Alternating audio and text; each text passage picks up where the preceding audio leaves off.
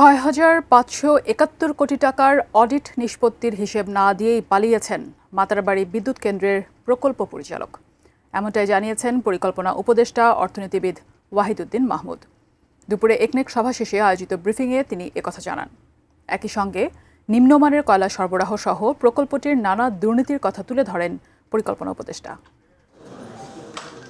বুধবার সকালে প্রধান উপদেষ্টা এবং একনেকের চেয়ারপারসন ডক্টর মোহাম্মদ ইউনুসের সভাপতিত্বে অনুষ্ঠিত হয় অন্তর্বর্তী সরকারের আমলে জাতীয় অর্থনৈতিক পরিষদের নির্বাহী কমিটির ১০ম সভা।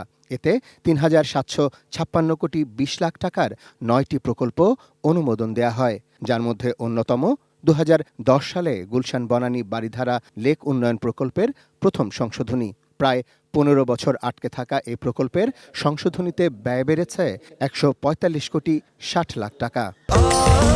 স্বাস্থ্যকর অল টাইম ফ্যামিলি কেক, সব সময় অল টাইম হেলদি লাইফ। হাতে ছেলে করেছিল আর্মিরা, রাজুকের কাছে না দিয়ে এখানে বলা হচ্ছে আমরা হয়তো বন বিভাগকে দিতে অনুরোধ করব। একনেকের সভা শেষে বিকেলে আয়োজিত এই ব্রিফিংয়ে গণমাধ্যম কর্মীদের নানা প্রশ্নেরও জবাব দেন পরিকল্পনা উপদেষ্টা। তিনি জানান, মহেশখালীর মাতারবাড়ি তাপবিদ্যুৎ কেন্দ্রে সরবরাহ করা নিম্নমানের কয়লা পরীক্ষার জন্য পাঠানো হয়েছে থাইল্যান্ডে। এখন ব্যাংকক থেকে সেটা তাড়াতাড়ি রিপোর্ট আনার জন্য যিনি সরবরাহ করেছেন আর আমাদের সরকারি পক্ষ থেকে যারা এটা পরিচালনা করছেন এই বিদ্যুৎ কেন্দ্র, দুই পক্ষেরই কারো কোনো আগ্রহ দেখা যাচ্ছে না।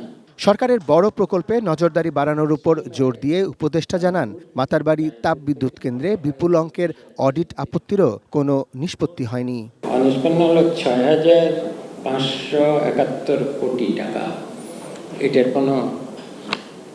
উত্তর কেউ দেয়নি, না দিয়েই প্রকল্প পরিচালক নাই এখন। এছাড়াও সুনামগঞ্জ সহ হাওর এলাকায় বাঁধ নির্মাণে অনিয়ম পাওয়া গেছে জানিয়ে পরিকল্পনা উপদেষ্টা বলেন, এই অনিয়ম খতিয়ে দেখতে কমিটি গঠন করা হয়েছে।